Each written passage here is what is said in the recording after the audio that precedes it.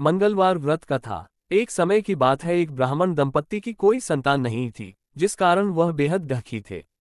एक समय ब्राह्मण वन में हनुमान जी की पूजा के लिए गया। वहां उसने पूजा के साथ महावीर जी से एक पुत्र की कामना की। घर पर उसकी स्त्री भी पुत्र की प्राप्ति के लिए मंगलवार का व्रत करती थी। वह मंगलवार के दिन व्रत के अंत में हनुमान जी को भोग लगाकर ही भोजन करती थी। एक बार व्रत के दिन ब्राह्मणी ना भोजन बना पाए और ना ही हनुमान जी को भोग लगा सकी। उसने प्रण किया कि वह अगले मंगलवार को हनुमान जी को भोग लगाकर ही भोजन करेगी। वह भूखी प्यासी 6 दिन तक पड़ी रही। मंगलवार के दिन वह बेहोश हो गई। हनुमान जी उसकी निष्ठा और लगन को देखकर प्रसन्न हुए। उन्होंने आशीर्वाद स्वरूप ब्राह्मणी को एक पुत्र दिया और कहा कि यह तुम्हारी बहुत सेवा करेगा। बालक को पाकर ब्राह्मणी अति प्रसन्न हुई। उसने बालक का नाम मंगल रखा। कुछ समय उपरांत जब ब्राह्मण घर आया तो बालक को देख पूछा कि वह कौन है।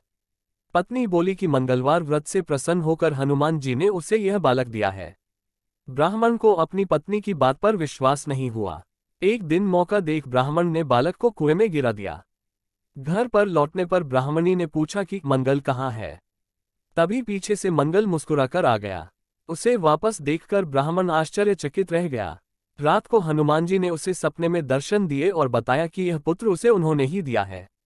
ब्राह्मण सत्य जानकर बहुत खुश हुआ। इसके बाद ब्राह्मण दंपत्ति प्रत्येक मंगलवार को व्रत रखने लगे।